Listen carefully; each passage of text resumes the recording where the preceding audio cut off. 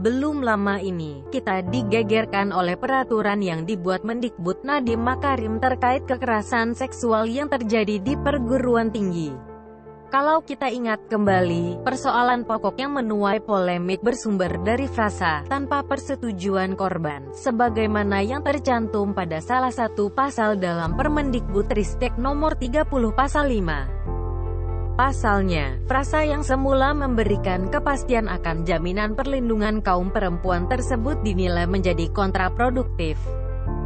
Bukan cuma itu, beberapa saat lalu dunia Twitter dihebohkan dengan pernyataan Nadiem di sebuah video yang beredar. Jadi strategi Gojek itu walaupun ada orang yang senior yang kita mau hire, kalau market rate-nya di sini kita bayarnya di sini dulu. Kita tes, lu mau nggak? Kalau dia mau gabung, itu artinya dia benar-benar kepengen di Gojek, bukan di Gojek karena gaji. Ia mengungkap kalau pekerja di Gojek harus mau dikenakan beban kerja berat dengan bayaran yang sekadarnya. Seakan-akan Nadiem menganggap kalau bekerja sama dengan aktivitas amal, dengan asumsi bahwa tiket bisa diterima di Gojek itu mahal. Dengan iming-iming pengalaman kerja di brand sebesar Gojek, prestise ini yang sering dianggap salah satu bentuk upah tersembunyi, sehingga perusahaan abai membayarkan gaji dengan layak.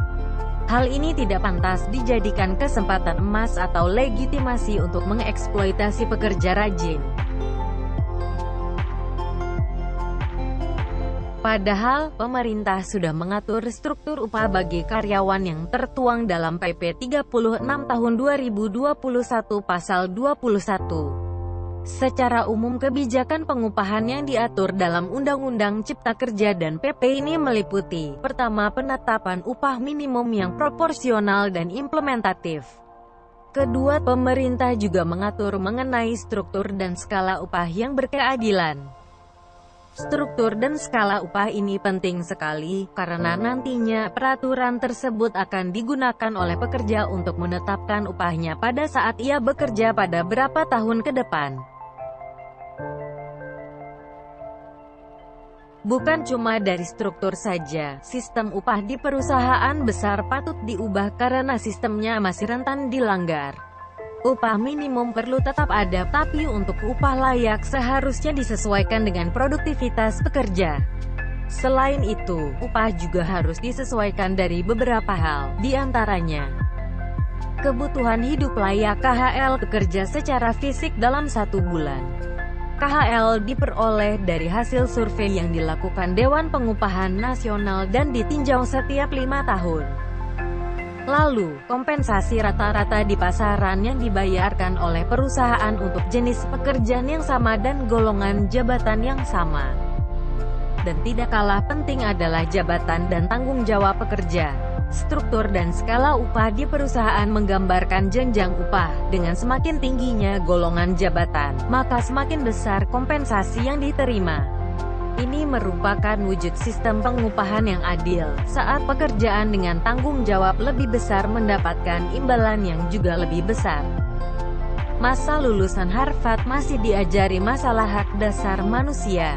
Seorang menteri pendidikan terkesan tidak berpendidikan. Alih-alih mendorong perusahaan-perusahaan besar untuk membayar upah pekerja dengan layak, justru mempekerjakan karyawan selayaknya buruh murah. Sebenarnya, kita bisa tebak bagaimana karakter Nadiem terbentuk. Ia ternyata dibesarkan di keluarga terpandang dan berkelimpahan.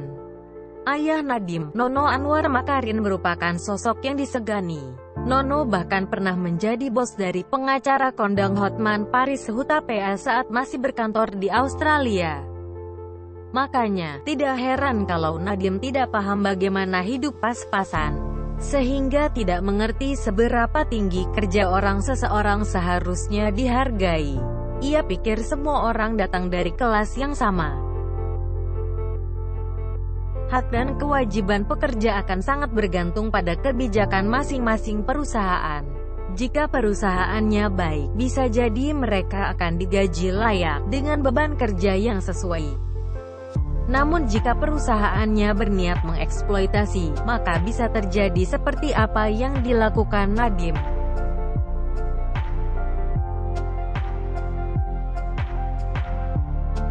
Selamat datang di negara boneka.